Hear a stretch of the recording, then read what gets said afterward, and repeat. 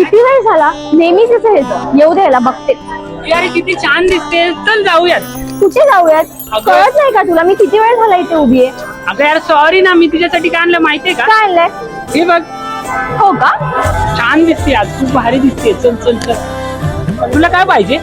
मला ना हे पण पाहिजे, हे पण पाहिजे, हे पण पाहिजे, हे पण अगं पाहिजे, हे अगं पण काय पाहिजे. पागल झाली का? सगळं कुठं घेऊन जाणार आहे? मला पाहिजे, तू घेऊन दे ना.